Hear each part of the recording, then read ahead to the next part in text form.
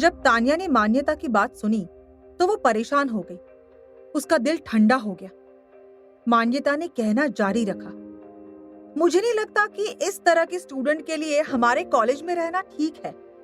मैं उसे इस कॉलेज से बाहर निकालने का प्रपोजल रख रही हूँ ताकि कॉलेज की इमेज पर कोई निगेटिव इम्पैक्ट ना हो। मान्यता की बात सुनकर किसी भी स्टूडेंट की कुछ कहने की हिम्मत नहीं हुई। क्लासरूम में बैठे सभी लोग जानते थे कि मान्यता वर्मा की बातें सच नहीं थी, लेकिन उसकी शक्ति के कारण सब चुप थे। किसी ने भी तान्या के फेवर में बोलने की हिम्मत नहीं की। किसी नई गरीब स्टूडेंट के खातिर कोई भी मान्यता जैसी बिगड़ैल लड़की से पंगा लेना नहीं चाहता था। कोई उसकी नाराजगी मोल लेकर अपने लिए मुसीबत नहीं बुलाना चाहता था। प्रोफेसर लक्ष्य को पूरा किस्सा पता नहीं था।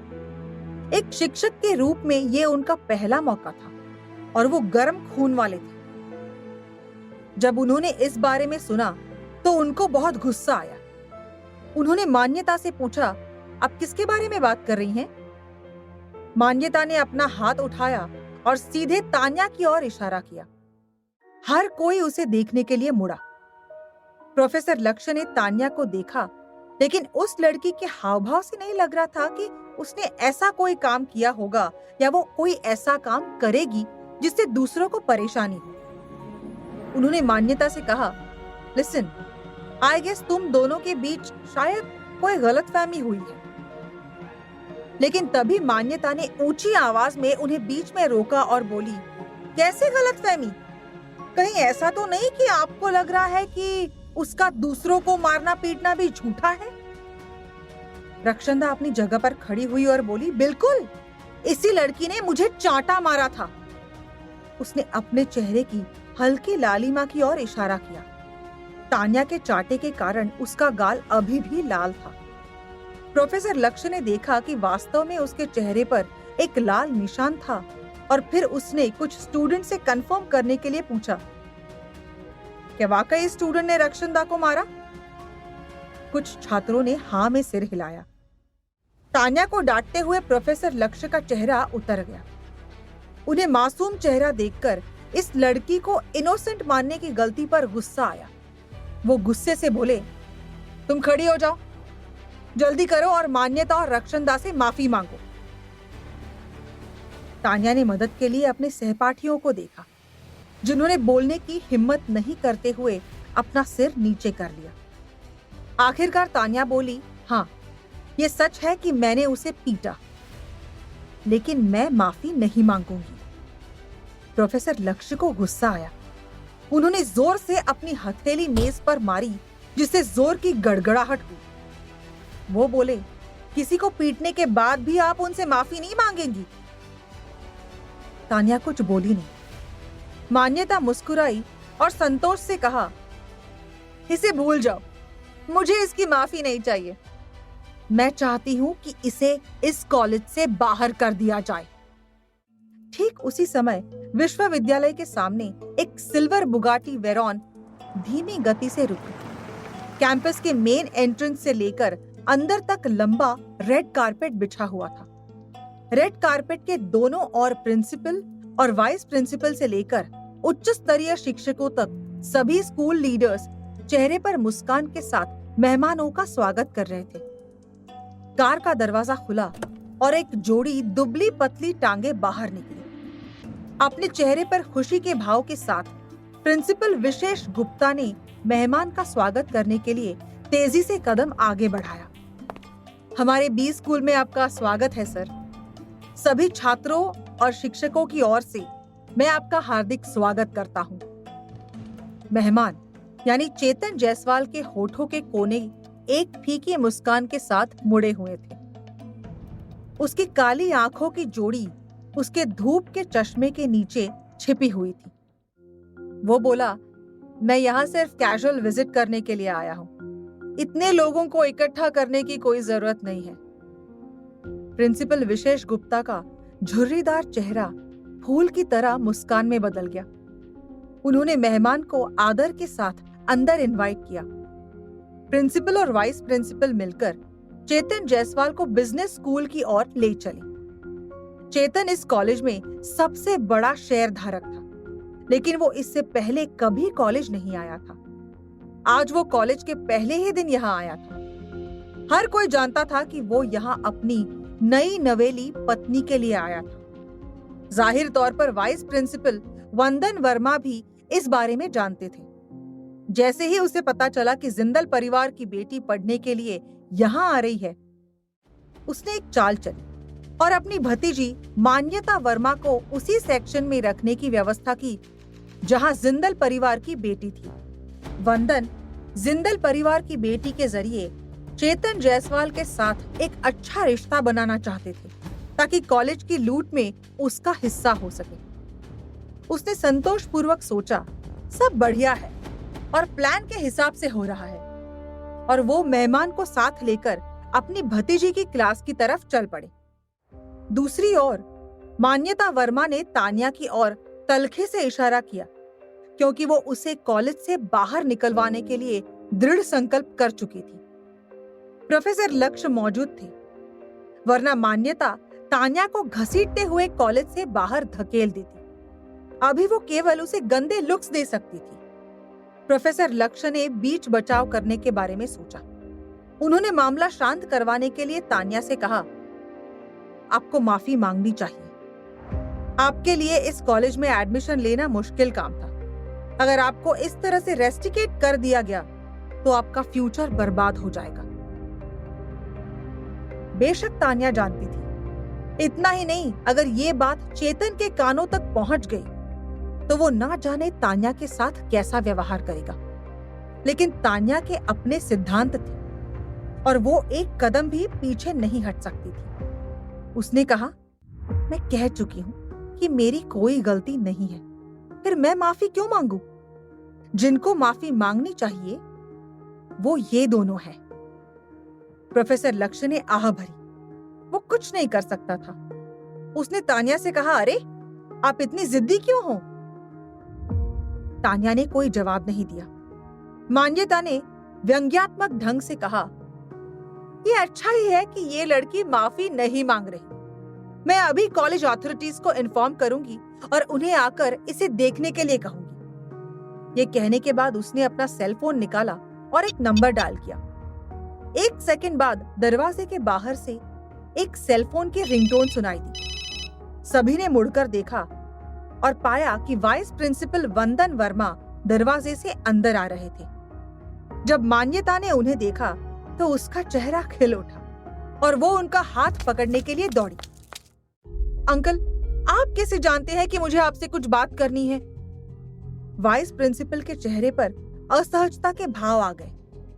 पहले ही जब वो इस क्लासरूम के बाहर थे तो अंदर का शोर सुनकर बेसूध से हो गए थे। उन्होंने मान्यता को आंख के इशारे से चुप होकर पीछे जाने को कहा। फिर उन्होंने अपने पीछे देखना जारी रखा। मान्यता को अपनी जगह से हिलते न देख वो बोले, मान्यता, क्या हम अभी क्लास में नहीं हैं? अगर तुम्हें कुछ कहना है तो जब हम घर वापस जाएंगे तब बात करना। हालांकि मान्यता को उनकी बात या उसके पीछे का मतलब बिल्कुल भी समझ में नहीं आया। वो चीखी, चाचा जी, आप मेरी बात सुनिए ना। मैं इस लड़की को एक और मिनट भी इस क्लास में बर्दाश्त नहीं कर सकती। ये कहते हुए उसने तान्या की तरफ इशारा किया और शिकायत करना शुरू किया। ये पागल लड़की मुझसे टकरा गई। इसने मुझसे माफी तक नहीं मांगी। क्या ये बात ठीक है? और तो और इसने रक्षंदा को थप्पड़ मारा। क्या ये ठीक था? क्या ऐसी लड़की को इस कॉलेज में रहने का कोई हक है? वाइस प्रिंसिपल ने तान्या को देखा और मान्यता की बातों को सुना। वो दिल ही दिल में इस वक्त मान्यता को कोस रहे थे। सुबह इस मान्यता ने कोई गड़बड़ नहीं की। पिछली रात भी उसका मूड ठीक ही था। क्या सारा पंगा इसे खास मेहमान चेतन जायसवाल की मौजूदगी में ही करना था?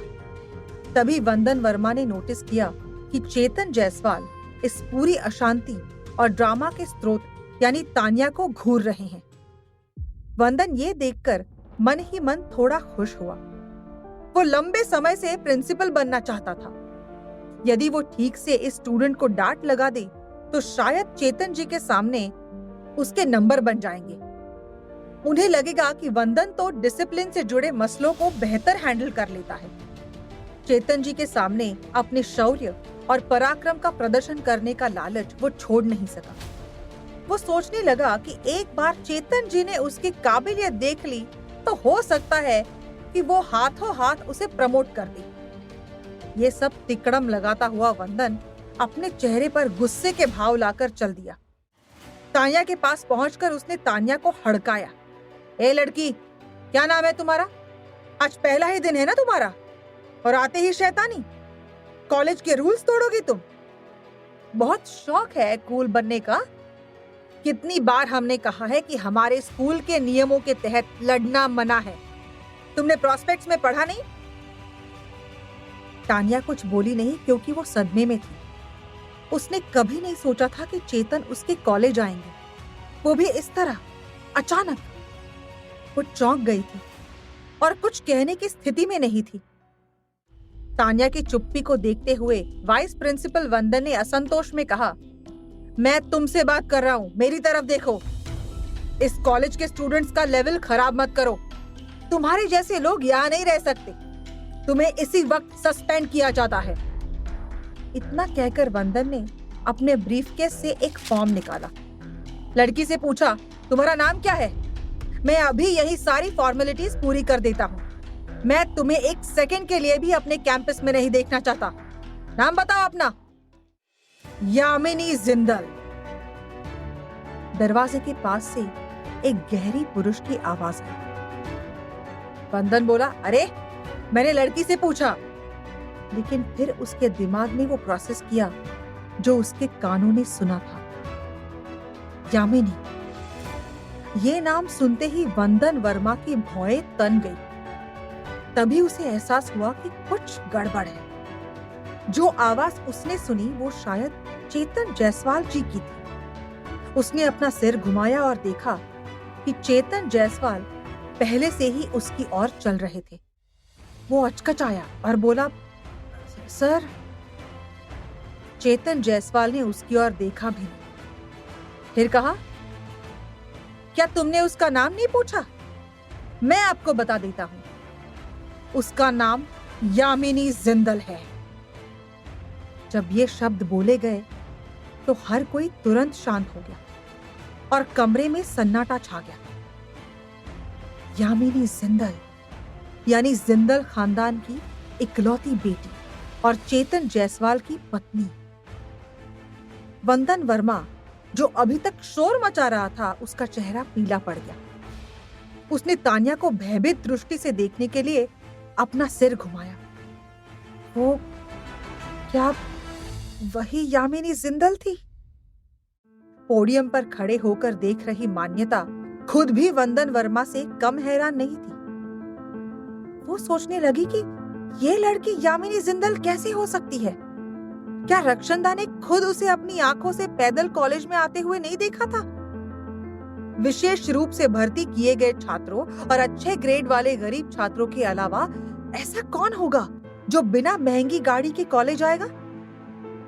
मान्यता का हाथ हिंसक रूप से हिल गया और उसके चेहरे का रंग उड़ गया।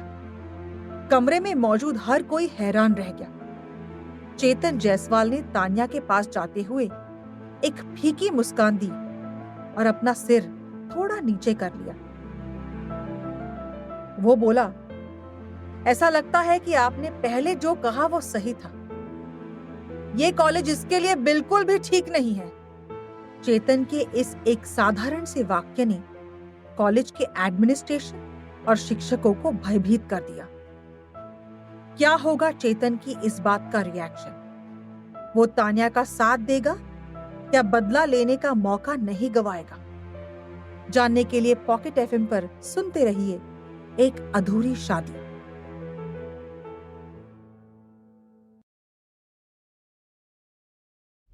प्रिंसिपल साहब की एंट्री भी हो चुकी थी और सब कुछ सुन और देख चुके थे। उन्होंने गुस्से से वंदन वर्मा को धक्का दे दिया। फिर बोले, यामिनी जिंदल बेटा, I am sorry, I am really sorry. वो आपकी पहचान नहीं जानते थे, इसीलिए ये सब गलतफहमी हुई है। सिर्फ गलतफहमी। अपने माथे का पसीना पोंछकर प्रिंसिपल साहब तान्या को खुश करने की कोशिश करते हुए उसकी तरफ देखकर मुस्कुराए। चेतन जायसवाल मुस्कुराया और हल्के से कहा, क्या आप माफी नहीं मांगेंगे और उसे निकाल देंगे? प्रिंसिपल फौरन बोला, असंभव असंभव, हम यामिनी बेटी को कैसे निकाल सकते हैं? बेहतर होगा अगर यामिनी से माफी मांगकर मामले को शांत किया जाए। इतना कहकर प्रिंसिपल तान्या को खुश करने की कोशिश करते हुए उसे देखकर फिर से मुस्कुराए। चेतन ने पूछा कि क्या बात ऐसे ही खत्म हो जाएगी? क्या गलती करने वाली स्टूडेंट तान्या से माफी नहीं मांगेगी? प्रिंसिपल साहब ने फौरन कहा कि बिल्कुल ऐसा ही होगा और वो दोनों लड़कियां माफी मांगेंगी। ये बात कहते हुए प्रिंसिपल साहब ने वाइस प्रिंसिपल को चिकोटी काटी। अभी कुछ देर पहले वाइस प्रिंसिपल उछल उछल कर अति आत्मविश्वास में अनाउंसमेंट कर रहा था कि वो इस लड़की को कॉलेज से निकाल देगा, और अब पल भर में पासा पलट गया था और उसे समझ नहीं आ रहा था कि वो क्या करे। यामिनी जिंदल का अपमान करने का सीधा मतलब ये था कि शहर के सबसे शक्तिशाली आदमी चेतन जायसवाल का अपमान किया गया। शहर में कोई भी ऐसी हिम्मत नहीं कर सकता था। इस कॉलेज की तो बात ही क्या थी। चेतन एक ही पल में सबकी हवा टाइट करने में सक्षम था। वाइस प्रिंसिपल वंदन वर्मा को पता था कि उनकी भतीजी मुसीबत में पड़ गई है और उन्होंने तुरंत माफी मांगी।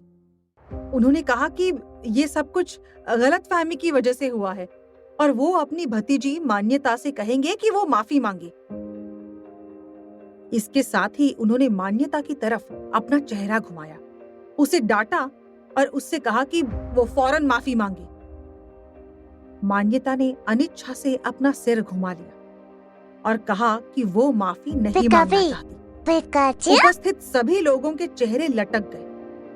वाइस प्रिंसिपल वंदन वर्मा लंबे कदम चलते हुए मान्यता के पास पहुंचे और उसे खींचकर तान्या के सामने लाकर बोले, माफी मांगो। मान्यता ने अपनी गर्दन सीधी की और अपना सिर नीचे करने से इनकार कर दिया। फिर वो बोली, इस लड़की ने मुझे मारा था, मैं क्यों माफी मांगू? वाइस प्रिंसिपल ने अपने दांत पीस लिए और उस पर जमकर भड़के। तान्या बोली, मैं तो तुम्हारे आगे चल रही थी, तो मैं तुमसे कैसे टकरा सकती हूँ? तुम ही मेरे पीछे आ रही थी और जानबूझकर मुझसे टकराई। लेकिन तभी मान्यता बोली, सारी गलती इसकी है, इसने रक्षंदा को भी मारा था। चेतन की नजर रक्षंदा के चेहरे पर पड़ी और उन्होंने तान्या से पूछा, तुमने उसे मारा? तान्या जवाब में कुछ बोली नहीं, बस चुप रही। तो चेतन ने उससे ठंडेपन से कहा, आइंदा तुम कभी किसी पर हाथ मत उठाना। तान्या अपसेट हो गई, लेकिन चेतन ने आगे कहना जारी रखा, क्या मेरे बॉडीगार्ड यहाँ आसपास है?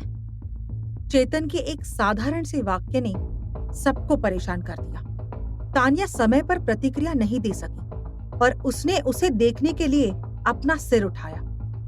वाइस प्रिंसिपल वंदन वर्मा इस बात पर प्रतिक्रिया देने वाले पहले व्यक्ति थे। उन्होंने अचानक मान्यता को अपनी तरफ खींचा और उसके सिर को नीचे की ओर दबा दिया और एक तरह से तान्या के सामने मान्यता का सिर झुका दिया। फिर बात संभालते हुए कहा, मैं बहुत बहुत माफी चाहता हूँ यामिनी बेटा, ये सब कुछ मान्यता की ही गलती है। वो बचपन से ही शरारती थी, इसीलिए उसे कोई गलतफहमी हुई होगी और उससे गलती हो गई होगी। कृपया उसे माफ कर दे। मान्यता की माफी मांगने की कोई इच्छा नहीं थी, लेकिन मौके की नजाकत देखते हुए वो चतुराई से चुप रही। इस पूरे वाकये के दौरान चेतन चुप रहे और उन्होंने एक भी शब्द नहीं कहा। वाइस प्रिंसिपल वंदन अब समझ रहे थे कि कितनी बड़ी गलती हो चुकी थी। उन्होंने मान्यता का हाथ पकड़कर खींचा और तान्या की तरफ देखने के लिए मुड़े और कहा, यामिनी बेटा, आपसे माफी मांगने के लिए मान्यता कुछ भी करेगी, प्लीज उसे माफ कर दीजिए। तान्या कोई ऐसी व्यक्ति नहीं थी जिसे आसानी से धमकाया जा सकता था, अन्यथा वो अब तक मगरमच्छों और भेड़ियों दोनों से भरे अनाथालय में नहीं रह पाती। उसने सीधे तौर पर कहा, मैं चाहती हूँ कि मान्यता और रक्षंदा ने जो कहा उसके लिए वो माफी मांगे। वाइस प्रिंसिपल को नहीं पता था कि उन्होंने पहले क्या कहा था। इस समय कोई स्टूडेंट फुसफुस आया। वो कहते हैं कि यामिनी अनएजुकेटेड एंड पुअर है और उनके माता पिता नहीं है, इसीलिए उनका बुरा हाल है और उन्हें अमीरों के तौर तरीके नहीं पता। Shouldn't this be taken as an offense?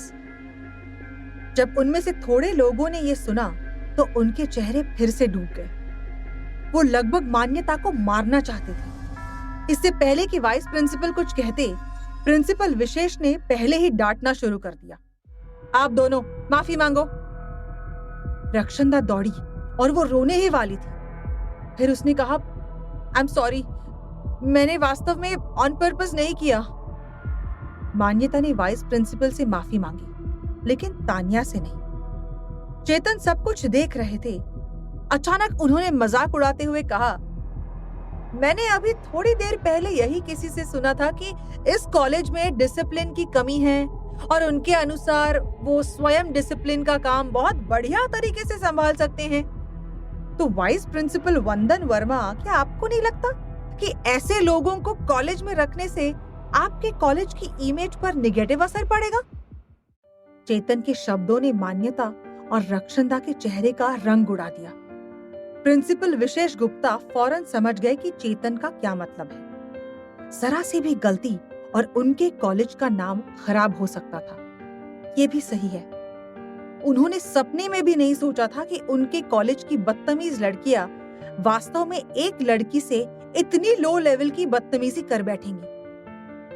सब समझ गए थे कि अगर यामिनी चाहती थी कि वो दोनों लड़कियां केवल माफी मांगे, तो भी चेतन उन्हें इतनी आसानी से जाने नहीं देंगे। हर कोई जानता था कि चेतन बदतमीजी बर्दाश्त नहीं करता था। प्रिंसिपल विशेष ने अपने दांत भींच लिए। मान्यता, रक्षंदा, तुम दोनों। इससे पहले कि वो कुछ कह पाता, मान्यता ने पहले ही प्रिंसिपल का हाथ पकड़ लिया था। रोते हुए उसके आंसू बह रहे थे। नहीं, मैंने ऐसा कुछ नहीं कहा। ये सब कहने वाली तो रक्षंदा थी। मैंने कुछ नहीं किया। प्लीज मुझे कॉलेज से मत निकालिए। प्रिंसिपल ने अपने बगल में बैठे छात्र से पूछा। उसके कुछ सहपाठियों ने सिर हिलाया और कंफर्म किया कि रक्षंदा ने ये शब्द कहे थे। प्रिंसिपल ने अपनी बात बदली। रक्षंदा, हमारा कॉलेज किसी भी अनुशासनहीन और अनैतिक व्यक्ति को एंटरटेन नहीं करता है। आपको सस्पेंड किया जाता है। Please leave. रक्षंदा का चेहरा पीला पड़ गया था और उसने घबराहट में एक कदम पीछे लिया। फिर उसने शातिर तरीके से मान्यता को देखा।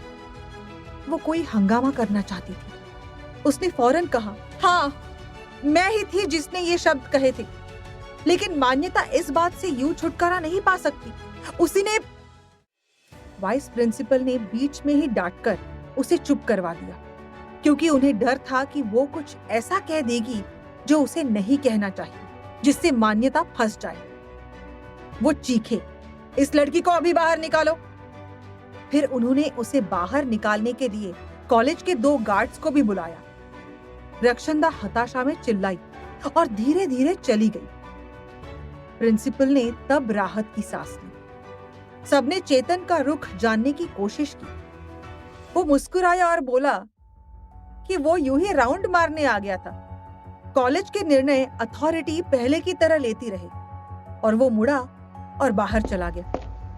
लोगों के एक समूह ने एक पंक्ति में उसका पीछा किया।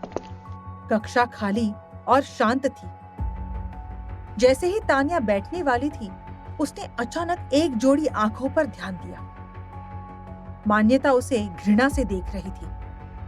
पूरी क्लास के दौरान तान्या कक्षा के चारों ओर से खुद पर आने वाली निगाहों को महसूस कर सकती थी। वो खामोश बैठी लेक्चर अटेंड कर रही थी। जब कक्षा समाप्त होने की घंटी बजी तो कुछ छात्राएं उसके पास आ गईं। वो बोली, यामिनी, हम एक कॉन्सर्ट में जाने के बारे में चर्चा कर रहे हैं। क्या आप हमारे साथ आना चाहेंगी? तान्या के सामने उस कॉन्सर्ट का फ्लायर रखते ही उनमें से कुछ स्टूडेंट्स हंस पड़ी। इससे पहले कि तान्या कुछ बोल पाती, एक स्टूडेंट बोली, यामिनी विदेश से बाहर आई है, तो शायद है इंडियन सिंगर्स और स्टार्स को नहीं जानती होगी। यामिनी, ये सिंगर बहुत फेमस है। तान्या ने फ्लायर पर चेहरा देखा और बोली, मैं इस सिंगर को जानती हूँ, ये सिमरन आहूजा है। फिलहाल यंग जनरेशन में वाकई इस सिंगर का क्रेज था। अभी वो केवल 23 साल की थी, लेकिन उसने सभी प्रमुख संगीत और फिल्म पुरस्कारों को अपने नाम कर लिया था। वो वास्तव में लोकप्रिय थी। इससे भी महत्वपूर्ण बात यह है कि तान्या उसे जानती थी। सिंगर की तस्वीर देखकर वो मुस्कुराए बिना नहीं रह सकी। फ्लायर लाने वाले लोगों ने एक दूसरे को देखा और हिम्मत करके पूछा, यामिनी, क्या आप इस सिंगर को अच्छे से जानती हैं? दरअसल हमने टिकट खरीदे हैं, पर पूरे ग्रुप को जाना है और कुछ टिकट कम पड़ रहे हैं। क्या आप 2-3 टिकट अरेंज करवाने में हमारी मदद कर सकती हैं? प्लीज। तान्या हिचकिचाई। उसने जवाब दिया, सॉरी, लेकिन मैंने उससे लंबे समय से संपर्क नहीं किया है और मेरे पास हाल ही में समय नहीं है। कॉन्सर्ट रात में शुरू होने वाला था, तो चेतन उसे वहां जाने देने के लिए कैसे राजी हो सकते थे? इसके अलावा जब वो छोटी थी, तब उसने और सिमरन आहूजा ने अनाथालय में कुछ साल एक साथ बिताए थे। इतने दिनों बाद शायद वो तान्या को भूल ही चुकी होगी। वैसे भी तान्या वर्तमान में चेतन जायसवाल के घर रह रही थी, लेकिन इस बात से सिर्फ उसकी आजादी और डिसीजन मेकिंग पर असर पड़ता था, उसकी हैसियत या बाइंग कैपेसिटी पर नहीं। खुद तो वो कॉन्सर्ट का टिकट भी खरीद नहीं सकती थी। हालांकि उनमें से कुछ स्टूडेंट्स तान्या की बात स्पष्ट रूप से समझ नहीं पाए। वो बार बार उसे अपने कॉन्टैक्ट्स का इस्तेमाल करने के लिए कहते रहे। सिमरन आहूजा उन सबकी पसंदीदा सिंगर थी और वो उसके कॉन्सर्ट में जाना चाहते थे। आखिरकार तान्या ने उन सबको शांत किया और बोली, आई एम सॉरी, मैं ये करने में कंफर्टेबल नहीं हूँ। आप लोग किसी और की तलाश कर सकते हैं। इतना कहकर तान्या ने जल्दी से अपना सामान पैक किया और ऐसे भागी जैसे वो वहां एक और पल रुकना नहीं चाहती हो। उनमें से कुछ के मुंह से एक आह निकली और उनके हाव भाव तुरंत बदल गए। चेहरों पर असंतोष दिखने लगा। एक स्टूडेंट जो देख रहा था बोला, अमीर है, वेल कनेक्टेड है, तो इसमें इतना घमंड करने की क्या बात है? और ये अनकंफर्टेबल होने वाली क्या बात है इसमें? वो सिर्फ हमें हमारी हैसियत जता रही थी। एक और लड़की बोली, शायद वो सिमरन आहूजा को जानती भी नहीं है, वरना वो इतने छोटे से फेवर के लिए कैसे मना कर सकती थी? किसी और ने कहा, अब तो बात हो चुकी ना, इसे भूल जाओ। पता नहीं इस कंजूस की चेतन जायसवाल से शादी कैसे हो गई। गॉसिप और गुस्सा मिल चुका था। एक अन्य स्टूडेंट बोली, अरे इसने चेतन जी से शादी करने के लिए कोई गुप्त तरीका अपनाया था। मैंने अपनी माँ से सब कुछ सुना था। इस सब की बातों से दूर तान्या जल्दी जल्दी चलती हुई कैंपस से बाहर निकल गई। क्या तान्या के प्रति उसके क्लासमेट्स का गुस्सा पैदा करेगा उसके लिए कुछ और नई मुश्किलें, या आसान होगी नए कॉलेज में पढ़ाई की राह? जानने के लिए सुनते रहिए एक अधूरी शादी, सिर्फ पॉकेट एफएम पर।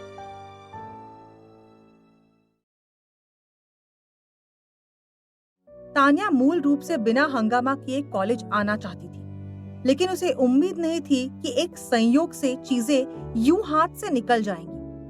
उसे विश्वास था कि कल तक पूरे कॉलेज में लगभग सभी लोग उसे जान लेंगे। जैसे ही वो दरवाजे से बाहर निकली, उसने सड़क के किनारे एक रोल्स रॉयस खड़ी देखी। कार धूप में चमक रही थी। इतने अमीर स्टूडेंट्स वाले कॉलेज में भी अगर ऐसी पॉश कार प्रवेश द्वार पर दिखाई देती, तब भी ये काफी लोगों का ध्यान आकर्षित करती। इसके अलावा शॉफर के साथ बटलर आया था, जिसने काले रंग का टेलकोट, सफेद दस्ताने और पॉकेट घड़ी पहन रखी थी। वो पिछली सदी के एक पुराने हाउसकीपर की तरह लग रहा था। इसी वजह से वो तुरंत ही कॉलेज गेट पर सबसे अधिक ध्यान आकर्षित करने वाला व्यक्ति बन गया। जब तान्या ने देखा तो उसके कदम थम गए। बटलर बोला, यामिनी जी। सबकी निगाहें तान्या को देखने के लिए घूम गई। तान्या के पास सबकी निगाहों से नजरें बचाकर चलने के अलावा कोई चारा नहीं था। उसने अपने सामने कार को देखा और याद किया कि किस तरह से बटलर के वेशभूषा ने सबको इकट्ठा किया था। उसने धीरे से बटलर से कहा, जहां तक मुझे याद है, ये आज सुबह वाली कार तो नहीं है। सुबह वाली कार इसके मुकाबले थोड़ी कम महंगी लग रही थी और बटलर ने ये सूट नहीं बल्कि एक साधारण सूट पहना था। अब इसे देखकर ऐसा लग रहा था जैसे सीधा ग्रेट ब्रिटेन की रॉयल फैमिली के किसी कर्मचारी से इंस्पायर होकर आया है। बटलर ने सम्मान पूर्वक सिर हिलाया और बताया, ये मालिक का आदेश है। चेतन ने यहाँ से निकलने के बाद बटलर को फोन पर एक आदेश दिया था कि दोपहर में जब वो तान्या को लेने जाएगा तो मजमा लगना चाहिए। बटलर चेतन के साथ इतने सालों से था कि वो स्वाभाविक रूप से चेतन की बात का अर्थ समझ गया। फिर बिना किसी हिचकिचाहट के उसने गैरेज में से एक लग्जरी कार ढूंढी और खुद ऐसे कपड़े पहन के आया जिन्हें केवल प्रमुख अवसरों पर ही पहना जा सकता था। जैसे जैसे उनकी दिशा में अधिक से अधिक निगाहें डाली जा रही थी, तान्या परेशान हो रही थी और जल्दी से कार में सवार हो गई। इसी समय बटलर फिर से बोला, यामिनी जी, अब से आप ड्राइवर के साथ आ सकेंगी? तान्या थोड़ा झिझक रही थी। बटलर बोला, आप इसी कार से आना जाना पसंद करेंगी? अगर आपको ये कार पसंद नहीं है तो मैं ड्राइवर से दूसरी कार ले लूंगा। तान्या ने आखिरकार राहत की सांस ली। इसके बाद पूरे रास्ते कोई बातचीत नहीं हुई। अगले दिन तान्या कॉलेज के लिए तैयार होकर नीचे आई ही थी कि उसने बाहर बटलर को सूट और बो टाई पहने देखा। उसके बगल में एक हल्के नीले रंग की कार थी। कार की स्थिति के बारे में तान्या की समझ के आधार पर वो स्पष्ट रूप से ये भी जानती थी कि ये कार भी सस्ती नहीं थी। 1936 में निर्मित गाड़ी टाइप 57 SC थी ये। इसे इतिहास की सबसे महंगी एंटिक कार और साथ ही सबसे सुंदर आकार की सिडान कहा गया। इस तरह की कार कल की रॉयल से भी ज्यादा आकर्षक एंड एक्सपेंसिव होगी। इसे देखकर लोगों के पलट पलट कर देखने के चांसेस कई गुना ज्यादा थे। तान्या की भौहें तन गई। वो कार में बैठने को तैयार नहीं थी। बटलर ने उसे याद दिलाया कि कॉलेज का टाइम खत्म हो गया है। तान्या ने अनिच्छा से पूछा, क्या कोई और कार नहीं है?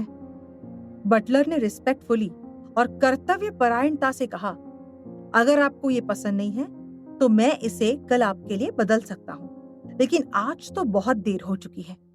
तान्या बोली, देर कहाँ हुई है? क्या कॉलेज ओवर होने में अभी भी आधा घंटा बचा नहीं है? बटलर मुस्कुराया। उसने कहा, मैडम, गैरेज यहाँ नहीं है। आने जाने में 20 मिनट लगेंगे, तब तक हमें देर हो जाएगी। तो अब आज तो तान्या को इसी कार में जाना था। वो अनिच्छा से कार में बैठ गई। सुबह 8:30 बजे हल्के नीले रंग की एंटिक कार धीरे धीरे कॉलेज में घुसी। रेट्रो लुक और आकर्षक डिजाइन ने तुरंत सभी का ध्यान आकर्षित कर लिया। ये एक हाईवे पर उड़ने वाली कार थी। कार तब तक चलती रही जब तक कि वो बिजनेस स्कूल के दरवाजे तक नहीं पहुंची। बटलर पहले कार से बाहर निकला और शान से दरवाजा खोला। वो बोला, यामिनी जी, मैं आज दोपहर आपको उसी समय लेने आऊंगा। तान्या ने हाँ कहा और जैसे ही वो कार से बाहर निकली, उसे अपने ऊपर कई जोड़ी तल्ख निगाहें महसूस हुई। वो जल्दी से सिर नीचे करके क्लास में चली गई। उसने दूसरों की तरफ नहीं देखा और सीधे अपने सीट पर जाकर बैठ गई। जिन कुछ लोगों ने उसे एक दिन पहले संगीत समारोह में जाने के लिए कहा था, वो उसे देखते ही वापस आ गए। उन्होंने पूछा, यामिनी, क्या तुम श्योर हो कि तुम कॉन्सर्ट में नहीं जाना चाहती हो? तान्या ने अपने सिर हिला दिया और कहा, मेरे पास वास्तव में समय नहीं है। हालांकि दूसरी ने बिल्कुल भी बुरा नहीं माना, लेकिन एक लड़की ने उसके हाथ को आत्मीयता से पकड़ा और कहा, अगर तुम नहीं जाना चाहती हो तो कोई बात नहीं, बस सिमरन आहूजा के कॉन्सर्ट के कुछ टिकट अरेंज कर दो ना, हम लोग अकेले जा सकते हैं। तान्या सोच में पड़ गई। वो ऐसे कामों के लिए अभ्यस्त नहीं थी। उसने सोचा और कहा, लेकिन सिमरन और मैं लंबे समय से संपर्क में नहीं है और मैं अचानक यूं उसे परेशान नहीं करना चाहती। उनमें से कुछ स्टूडेंट्स ने एक दूसरे को देखा और उनकी आंखें आई रोल में घूम गई। एक ने कहा, मजाक करना बंद करो यामिनी, अगर तुम कहोगी तो वो निश्चित रूप से मान जाएगी और खुद पासेस अरेंज कर देगी। हम सभी उनके फैंस हैं। तान्या ने असमर्थता जाहिर करते हुए कहा, यकीन करो मैं वाकई ऐसा नहीं कर सकती। ये देखकर कि तान्या नहीं पिघलने वाली, उनके चेहरे बदल गए और वो खड़े हो गए। एक स्टूडेंट गुस्से में बोली, मुझे पता है कि तुम्हें लगता है कि हमारे पास टिकट खरीदने के लिए पैसे नहीं हैं। ठीक है, तो फिर तुम हमें अपने सोर्सेस लगाकर 2 टिकट क्यों नहीं दे देती और हम तुम्हें पे कर देंगे। तान्या थोड़ा झल्लाई, लेकिन पोलाइटली बोली, नहीं, मैं वास्तव में इसमें आपकी कोई मदद नहीं कर सकती। हालांकि दूसरे पक्ष ने तान्या के स्पष्टीकरण को बिल्कुल भी गंभीरता से नहीं लिया।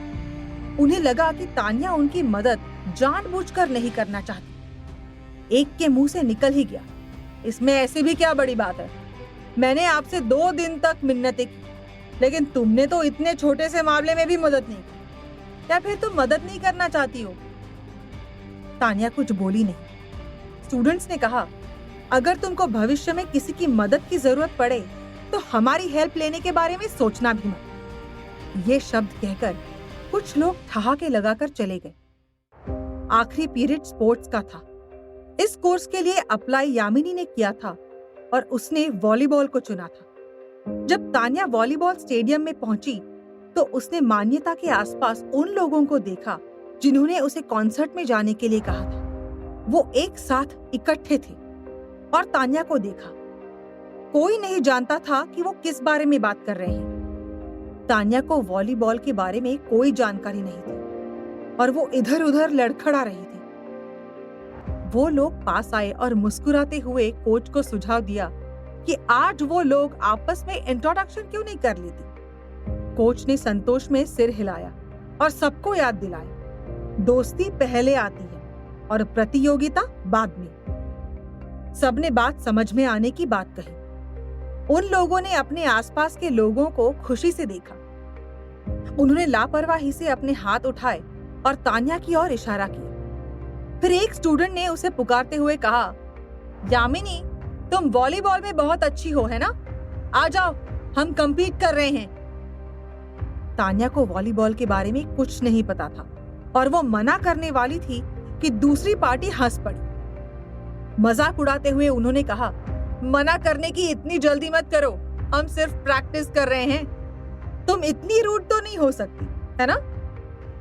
कोच को पूरा मामला पता नहीं था। उसने कहा, एक फ्रेंडली मैच है, आओ यामिनी, एक मैच करते हैं। तान्या ने भौएं चढ़ाई और अंत में काफी देर के बाद सिर हिलाया। कक्षा के कुछ छात्रों ने तान्या के साथ साइन अप किया। कुछ मिनट बाद तान्या और मान्यता टेनिस कोर्ट के दोनों किनारों पर खड़े थे। कोच की एक सीटी के साथ मान्यता ने गेंद को सर्व किया। उसने तान्या को देखा और एक गर्व भरी मुस्कान प्रकट की। फिर वो उछली और वॉलीबॉल को अपने सामने रख दिया। वॉलीबॉल सीधे तान्या की ओर उड़ गया। आमतौर पर किक ऑफ अधिक आराम से होता है, इतना आक्रामक नहीं होता। तेज गति वाली गेंद तुरंत तान्या के सामने आ गई। गेंद तान्या के कंधे में जोर से टकराई। तान्या जमीन पर गिर गई। उसके कंधों को ऐसा लगा जैसे वो फटने वाले हैं और तान्या लंबे समय के बाद भी खड़ी होने में असमर्थ थी। मान्यता ने आश्चर्य से अपना मुंह ढक लिया और चिंतित होने का नाटक किया। फिर बोली, अरे यामिनी, तुम खेलते वक्त इतनी लापरवाह कैसे हो सकती हो? Are you okay? जिन लोगों ने तान्या को कॉन्सर्ट देखने के लिए जाने के लिए कहा था, जब उन्होंने ये देखा तो वो भी सभी हंस पड़े। स्टूडेंट्स कमेंट करने लगे। एक बोली, तो तुम वॉलीबॉल खेलना नहीं जानती, मुझे लगा कि तुम सब कुछ जानती हो। दूसरी ने कहा, ये सही है, तुम नहीं जानती कि कैसे गेम जारी रखा जाए। एक और स्टूडेंट मजाक उड़ाते हुए बोली, क्या तुम अभी भी उठ सकती हो? टाल मटोल मत करो, क्या तुम अब भी लड़ना चाहती हो? और फिर आई मान्यता। उसने मन ही मन में लुत्फ उठाते हुए बनावटी कंसर्न के साथ कहा, उप्स, तुम सबकी यामिनी से इस तरह से बात करने की हिम्मत कैसे हुई? बी केयरफुल गाइस, वो कंप्लेन कर सकती है कि हम उसे धमका रहे हैं और हमें विद इन सेकेंड्स कॉलेज से बाहर निकाल दिया जाएगा। ये सुनकर कई स्टूडेंट्स बनावटी पोलाइटनेस दिखाकर हंसने लगे। कोच वॉज कंफ्यूज्ड कि आखिर ये चल क्या रहा है। कोच ने पूछा, स्टूडेंट्स, क्या तुम लोग लड़ने जा रहे हो? तानिया मुश्किल से खड़ी हुई ही थी और बोली, लेट्स डू इट। ये सुनना था कि मान्यता और कुछ अन्य लोगों ने एक दूसरे की ओर देखा और अपने हाथों में वॉलीबॉल थपथपाया। फिर मान्यता बोली, बिल्कुल, लेकिन बाद में विक्टिम कार्ड खेलकर ये मत कहना कि हमने तुम्हें बुली किया था। उसके हाथ में पकड़ा वॉलीबॉल अगले पल ऊपर उड़ गया और पहले की तरह ये सीधे तान्या की ओर धंस गया। तान्या के साथ कोई नहीं था। उसकी टीम में जो लोग थे उनमें से किसी ने भी हस्तक्षेप करने की हिम्मत नहीं की, इसलिए बाकी स्टूडेंट्स जाकर मैदान के एक कोने में छिप गए। यहाँ तक कि अगर वो जानते थे कि मान्यता जानबूझकर ऐसा कर रही थी, तो भी उनकी हिम्मत नहीं थी कि वो आकर बीच बचाव करे। तेज गति से आते वॉलीबॉल को पकड़ने की कोशिश में तान्या ने अपनी कलाई चोटिल कर ली। उसने अपने होठों को सिकोड़ा और अपने हाथ में दर्द सहती रही। बिना एक शब्द कहे उसने गेंद उठाई और वापस फेंकी। वॉलीबॉल हवा में घूमती हुई मान्यता के हाथ में आ गई। उसने तान्या को उपहास के साथ देखा। अपने हाथ की एक मूवमेंट के साथ उसने एक और खतरनाक अटैक करने की योजना बनाई। तान्या ने अपने घुटनों को थोड़ा झुका लिया और अपनी चमकदार आंखों से वॉलीबॉल देख रही थी। वो अचानक उछल पड़ी। उसके हाथों से वॉलीबॉल बहुत तेज आवाज के साथ टकराई। वॉलीबॉल एक बार उछली, फिर एक बार मान्यता की ओर उड़ गई। सभी ने अपनी आंखें थोड़ी चौड़ी की और हालात का जायजा लिया। ऐसा साफ दिख रहा था कि इस यामिनी ने वॉलीबॉल टीम में शामिल होने के लिए अपना नाम लिखवाया था, लेकिन इस लड़की को वॉलीबॉल के बारे में कुछ नहीं पता था। क्या तान्या वॉलीबॉल के इस मैच में कमबैक कर पाएगी या मान्यता के हाथों उसे मिलेगी करारी शिकस्त? ये सब जानने के लिए सुनते रहिए पॉकेट एफएम पर एक अधूरी शादी।